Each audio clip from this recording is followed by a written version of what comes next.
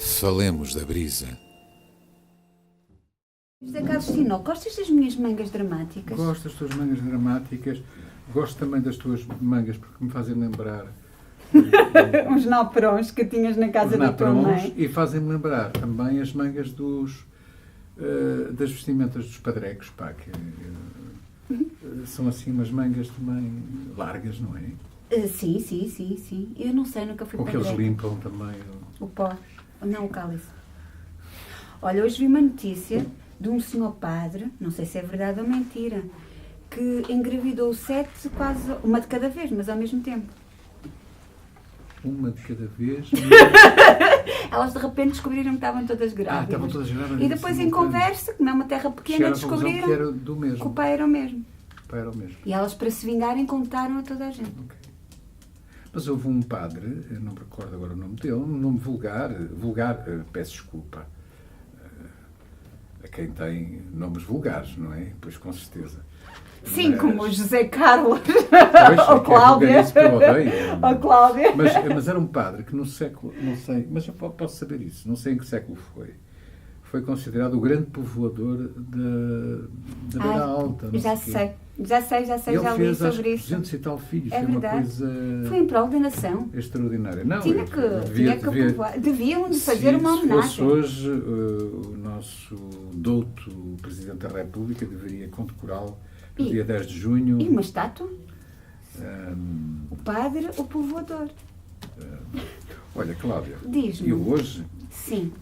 vou pedir-te para dar início aqui a esta nossa troca de... Só se pedires com jeitinho. poemas. Porque eu sou uma Não, pessoa com eu vou deixar ideias entrar fixas. alguém que nos abandonou há muito pouco tempo. Ah, A Maria Alberta Menezes. pois foi. E eu tenho aqui 2 poemas. Tenho 3 poemas Sabes dela. quando é mas que vou foi ler. lida aqui o último poema? Foi no programa das crianças da... Alberta Menezes? Sim, foi? lemos de Ah, Alberta que lindo. Menezes. Sim. Vou ler este belo poema. Belo poema construído osso a osso. Animal peçonhento de leves mãos erguidas em busca de alimento.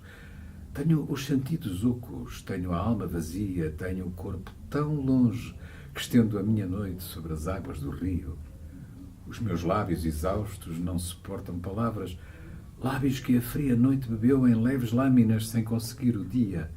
E chegas tu agora, confuso em tua fome, movendo a solidão. Belo poema de peçonha na mão. Ai, que linda. Muito bonito, não é? Lê outro dela. Tens aí mais? Bem, posso ler este. Deixa-me ver só. Aqui, sim. Se uma lágrima indo durasse desde o olho aos pés e me lavasse por dentro o abandono sem se gastar nas puras arestas afiadas, se uma lágrima indo me inundasse as espáduas, me corresse nas ancas, desenhasse o trajeto até aos pés e fosse como um rio concreto entre profundas pedras, sereno e perfurado, de pequenos destinos, pouco mais que silábicos, sem se gastar, fugindo aos dedos da paisagem, ocultando do solo o brilho inimitável. Se uma lágrima indo assim, desde um princípio para um fim, que talvez não seja um precipício, me lavasse de mim, uma lágrima apenas me daria outras horas, estas horas, as mesmas. Adoro. É a nossa pequenina homenagem a Maria Alberta Menezes, que encantou tantas crianças deste país, não é? Exatamente. Por acaso Quem tem esse dom de encantar as crianças, não é? Normalmente adora os animais, as vozes dos animais, cria as árvores, as flores. esse circo, não é? Esse Sim. mundo dos duendes. O mundo encantado. É o mundo encantado, não é? E também nos encanta. Sem dúvida. Olha, trouxe Jorge Jorge Gomes Gomes Miranda. Miranda. Tu trouxeste eu aqui há pouco tempo, mas hoje apeteceu-me ser eu muito bem. a lê-lo. E Lembro-me de ter falado na escrita dele, nos poemas dele, que são muito, muito fotográficos e E muito cinematográficos sem também. dúvida. E os E agrada-me de que eu sobremaneira. trouxe vêm nesse... Olha, nesse sentido. Ia ler um, mas vou ler outro. Depois espero encontrar Sim, este. por Então, favor. falaste fotográficos, não foi? Então vou ler Fotografia Retocada. Oh, Sem outro caminho, soletramos hoje, como na primária, o país. Rios, vias férreas, províncias, a história de raios e descobrimentos a preto e branco. O Mondego vai refém de fábricas e barragens. A linha entre Porto e Póvoa de Varzim jaz entre pedras e ferros torcidos. Estão como outrora as províncias ultramarinas, livremente entregues à violência e à pilhagem. Da família real chegam-nos ecos de revista à portuguesa. Sem descobrimentos, a poesia imita a vida mais verdadeira. Seringas pelo chão, preservativos nos jardins, vendas e mordaças a crédito. Vê, atenta, anota. Como esse rapaz à boleia sorri, aquela adolescente a meio de um teste. Volta a cabeça. O círculo de velhos procura nas mãos o triunfo com o naipe de cartas encardidas. Tertúlias de fim de tarde procurando não a decifração do cosmos, mas a ordenação interior. podes ler o outro? Posso? Então faz, por favor, porque Ficou um travo amargo. é um dos meus livros, é um dos livros preferidos, meus preferidos. Meu preferido, do Jorge Gomes Miranda. Um poema conservador. Perdi o meu lugar preferido.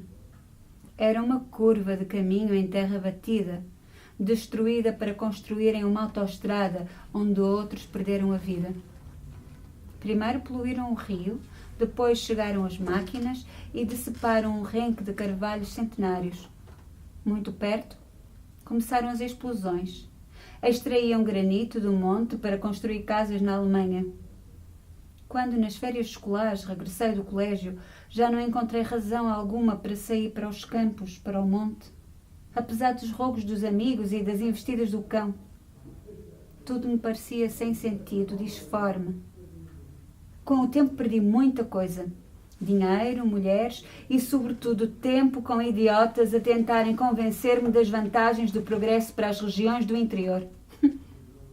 Ainda se fosse para que uma ambulância acudisse mais depressa ao necessitado, a caminhonete levasse as crianças para a escola. Agora, para tornar as aldeias lugar de passagem, ou então museus vivos para o turismo de segunda, foda-se lá isso, como dizia o padre da aldeia quando perdia a jogar à malha. Perdi o meu lugar preferido. Como quem no incêndio perto da casa. Ele antecipava, e de que maneira, toda esta falência da preservação dos lugares, não é? Sim. E se muita coisa foi recuperada, bem recuperada, cuidadosamente recuperada, por outro lado também se subverteu muitas vezes a essência dos lugares, da paisagem.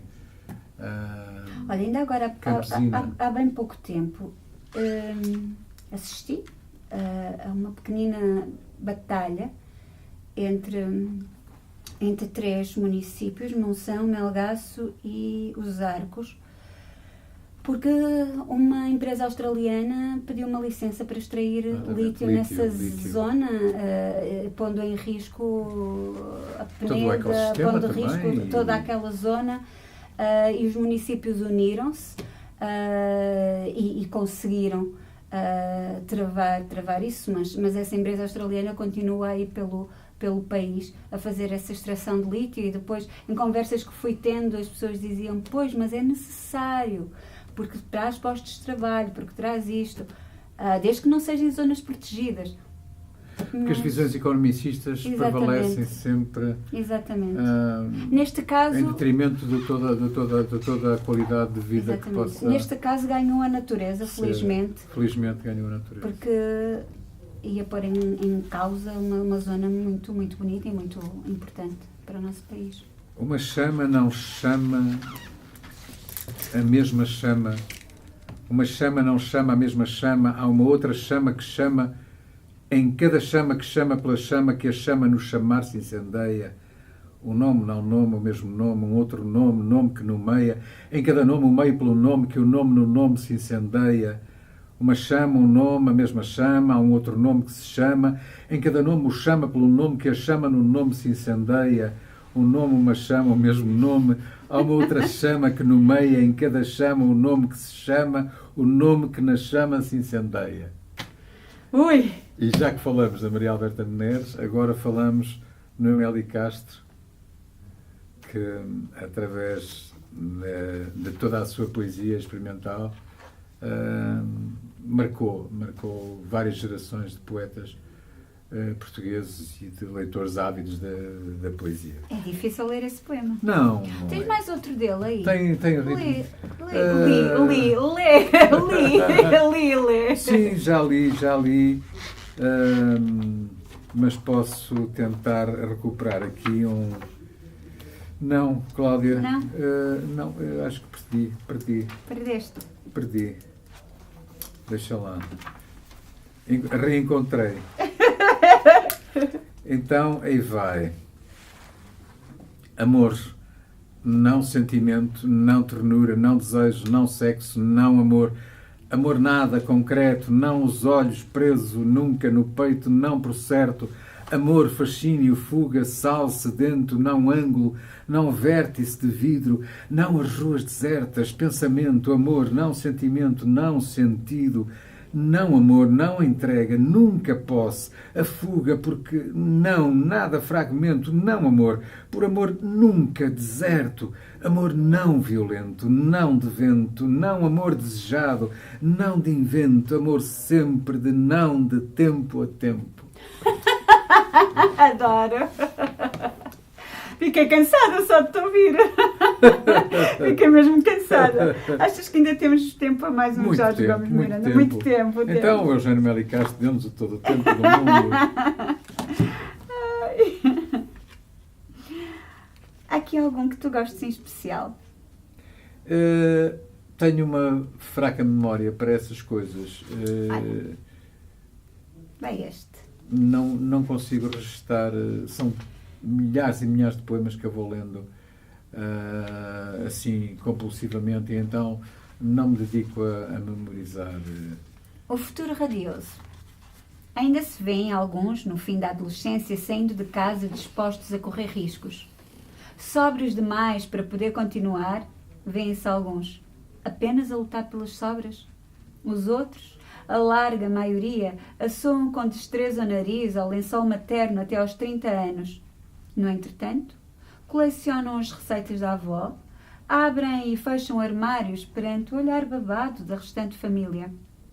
Encontram-se uns e outros, às vezes, no intervalo do cinema, ao balcão de um bar, e não se vêem.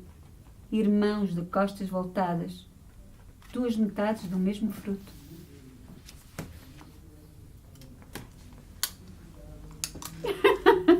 Sabes, eu às vezes tenho necessidade, eu sei que não é muito elegante, não é? Não és. Mas tenho necessidade de ficar um lapso de tempo em silêncio. Sim, isso também me acontece. Digerindo o poema, quer quando o leio como autista, quer quando o escuto pela voz de outrem. Eu necessito algum tempo. Para saíres ou para continuares a sentir? É uma questão de sentir. É curioso, é uma forma de sentir muito complexa. Muito simples, mas também muito complexa em simultâneo, porque isso mexe com os sentidos, não é? E com o próprio batimento cardíaco, então há necessidade de aplacar o coração, ou por vezes de sentir o coração demasiado aplacado, então há necessidade de o espicaçar novamente. Isso é muito bonito. É necessário um pequeno... Vais trazer mais algum? Sim, talvez... Este livro é muito lindo. Este livro é muito bonito, foi uma coisa que foi editada há uns anos pela Alma Azul. Poesia mais que perfeita. E que é a poesia mais que perfeita. Reuniu o Rudyard Kipling, um poeta que eu amo profundamente, o Khalil Gibran, e o Charles Baudelaire. Então, como nós já estamos assim perto daquele nosso tempo, enfim, limite, aquele tempo que nos impusemos, eu vou ler esta do Baudelaire hoje. Ao próximo, prometo, trago o Khalil. A solidão. Um jornalista filantropo diz-me que a solidão é prejudicial ao homem. E em apoio da sua tese, cita, como todos os incrédulos, palavras dos padres da Igreja. Eu sei que o demónio frequenta voluntariamente os lugares áridos e que o espírito homicida da lubricidade se inflama na solidão maravilhosamente. Mas seria possível que tal solidão apenas fosse perigosa para a alma desocupada que a povoa com as suas paixões e com as suas quimeras? Nas nossas raças tagarelas há indivíduos que aceitariam sem a menor repugnância o supremo suplício, se lhes fosse permitido fazer do alto do cadafalso uma copiosa arenga, sem o perigo dos tambores de Santerra lhes cortarem bruscamente a palavra. Não os lamento, pois adivinho que as suas efusões oratórias lhes facultem volúpias iguais às que os outros encontram no silêncio e no recolhimento. Só os desprezo. Desejo, sobretudo, que o meu maldito plumitivo me deixe gozar à minha maneira. Você não experimenta nunca, diz-me ele num tom anasalado, muito apostólico, a necessidade de partilhar as suas alegrias? Vê do subtil invejoso. Ele sabe que eu desdenho das dele e vem insinuar-se nas minhas o odioso desmancha prazeres. Essa grande desgraça de não se poder estar só, diz alguns lá Breuil, como para envergonhar todos aqueles que correm a esconder-se na multidão, temendo sem dúvida não poderem suportar-se a si próprios. Quase todas as nossas desgraças nos vêm de não termos sabido conservar-nos no nosso quarto, diz outro sábio, Pascal. Julgo eu, chamando assim para a cela do recolhimento todos esses desvairados que procuram a felicidade no movimento e numa prostituição a que eu podia chamar fraterna, se quisesses usar a bela linguagem do meu século. Muito bom. Era tão perspicaz, tão lúcido este Charles Baudelaire. Hã? Tão atual.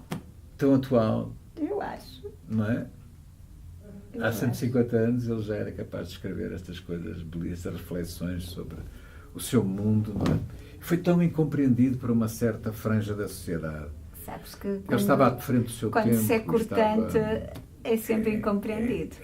E quando se dizem as verdades... Ele era incómodo. Ele relatava aquilo que ele via. Como todos os espíritos incómodos, fazia mexer nas cadeiras os rabos.